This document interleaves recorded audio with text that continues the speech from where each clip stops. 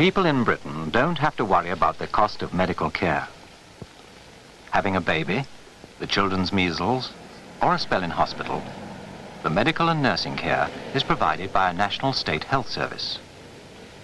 The service has been going 20 years, and although it has its critics, it does provide medical care for the whole population, rich or poor. The branch of the health service that the majority of people use most is their family doctor. There are a number of ways in which his role in the health service may expand in the future. One possibility is the development of local health centres built around groups of family doctors. One of the men pioneering this possibility is family doctor Mark Slee. Well now, just tell me about which of the joints that are hurting you most. The traditional family doctor often worked single-handed, and usually from his own house. He was a rugged individualist sort of person, and he was prepared to deal with absolutely any situation that arrived. And there are plenty of doctors who still work like that and do a very good job, and I have the greatest possible respect for them.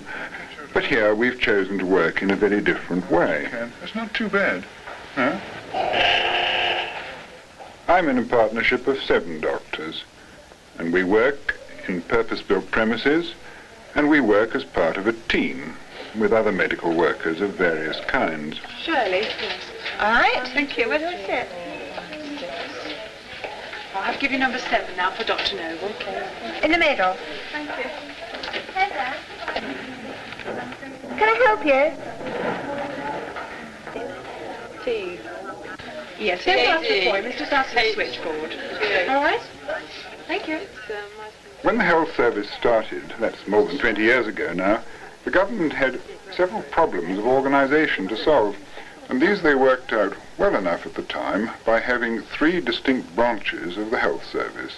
These were the hospital service and all that implied, the general practitioners, family doctors, whatever you wish to call them, and those services provided by the local councils, which were largely home nurses and midwives, and the social workers who visited people in their homes. Now, the great virtue of this building is that we're bringing all these workers back into one service. We're all working together as a team. We all meet every day, and we try to work entirely as one single team and not as 3 distinct units. We moved in here very much by choice. In fact, we were instrumental in getting the whole place built. It's a good site, near the centre of the town, alongside the car park and the bus stops. This is a town of Witney in Oxfordshire. Population of 11 to 12,000 people. Every year new houses are built, every year new people join. We look after all the patients in this town, and also we look after a dozen villages around, so that altogether there are 18,000 people who come to see us. I just want to check your blood pressure again, Mrs. Gould, if you don't mind. Yes, Doctor. There are many advantages in working in a place like this. First of all, I like working in a group of doctors. In these days, it's a rare man who can be all-sufficient to every patient. I think you have to specialize to a certain extent. Well, now, look, we had the cardiograph taken last time. I just want to get another opinion on this. Will you hang on a second while I... Yes, be with you in a Doctor. minute. Of course, a family doctor has to be a good general physician, but you're bound to know a bit more about some subjects than others. And a group practice does offer an opportunity for consulting with your fellows on some special point. In the same way, they ask you for your opinion. Well, in this practice, for example, I have colleagues who specialize in obstetrics. Oh, Michael, thanks awfully. That's awfully good of you. And there's one who has a special experience in cardiology. This cardiograph taken. She's been getting pain rather running into the elbows. It's rather curious pain. Runs into both elbows on movement. It is really... Others who have particular knowledge in other fields. For myself, I have a very special interest in the troubles of old age, and also I like to look at skin diseases. And in one way or another, we draw on each other's experience and we use each other's special skills.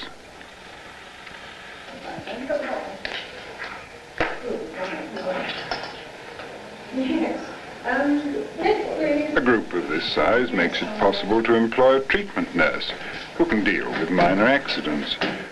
Puts in stitches, takes them out when required, does all the dressings, immunization procedures.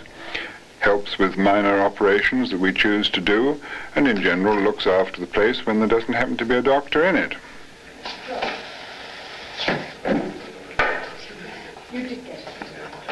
Okay, just leave that a minute till it dries out.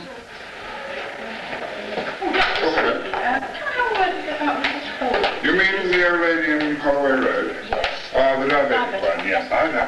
What sort of trouble was that? A second big advantage of this building is that we work closely with the home nurses and midwives and the social workers. These are the people who are employed by the local council. Here there are 4 social workers and 6 nurses. We try to meet them every day. They're attached to us individually, and we all work as a team. Thanks very much indeed. Okay. The health service has recognized that the health of a community is more than just the practice of medicine. It requires also the combined skills of a number of nursing and welfare services. In this health centre, these are all coordinated by the doctors.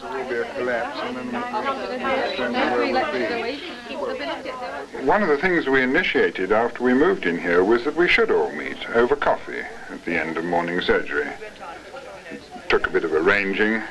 You know, everybody had to be in the building at the same time, and it wasn't entirely popular at first. But I've absolutely no doubt it's well worth it from the point of view of easy communications.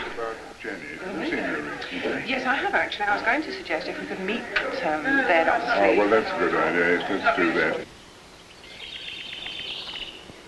A health centre doesn't mean no more home visiting. Dr. Slee, like his colleagues, still does anything from 5 to 15 calls a day to patients who can't come to the centre. Jenny has multiple sclerosis.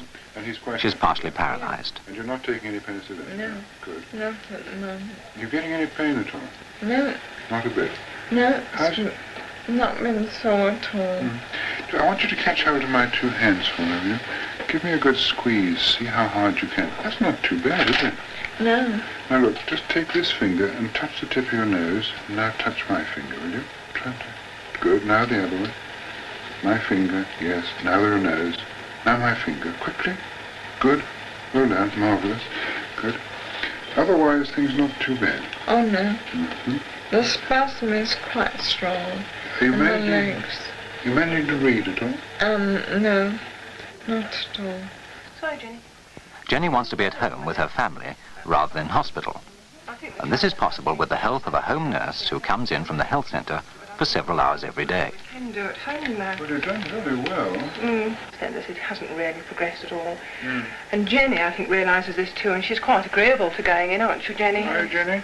Yeah. It would mean going into hospital for a little while, you Yes, do I now. realise that. And this would be a plastic operation, and they'd probably be able to get that to heal up. Yes. And then you'd be able to get up rather more than you can now. Well, look, I'll go and talk to Mr. Batston and see how rapidly we can get this done. The third great advantage of this arrangement is our very close connection with the hospital service. Naturally, every family doctor depends hugely on his local hospitals, but we're lucky and we have this very special contact with the consultants who actually work in the same building. The nearest hospital being 12 miles off, before the centre opened, all our patients attended there for their outpatient treatment. Now patients in this area, and those of other practices as well as our own, can attend here and see specialists in almost all the important subjects and get an appointment quite quickly and be seen here. And this has tremendous advantages. It's not such a strange building to them as a big hospital. They don't get so frightened. They're among their own friends. They can probably know the receptionist who greets them. They don't feel worried and bothered. And in my view, this is very important because a consultant meeting a patient for the first time will get a very poor picture from a patient who is extremely frightened, whereas here they're at home, they're relaxed, and I feel this has tremendous advantages. How are you keeping now? Yes. You're quite well since you left the hospital. Not too bad. Yes. Mustn't grumble. What tablets are you having? Pardon? What tablets are you having now? Adiband, Yes. Alipent. Yes. And the Alupent. Yes. You like the algae pen? Yes, that's it. Yeah. And that's your last X-ray. That was in February.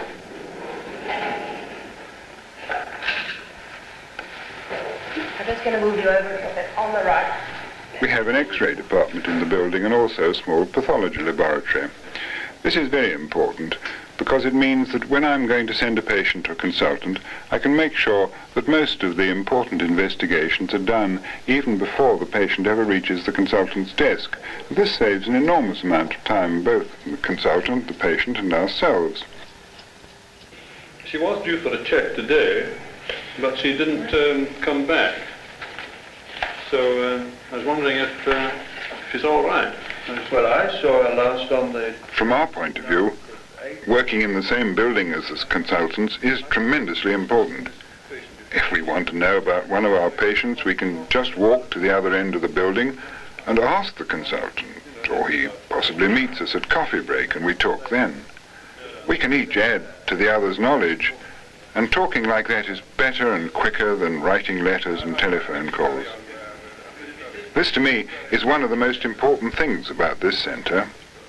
I find I learn more by discussing a patient with a consultant than I ever do from attending a lecture or reading an article in a journal. From my point of view, this is the one thing I've never seen equalled anywhere else. Antituberculous drugs for some time. Oh, yes. And she's taking them, but she's now 7 weeks pregnant. One of the things that the health centre does is to extend and develop the role of the family doctor. It is increasingly they who will coordinate all the medical and social services available to the best advantage of their patients. Jolly good, thanks very much. Fine.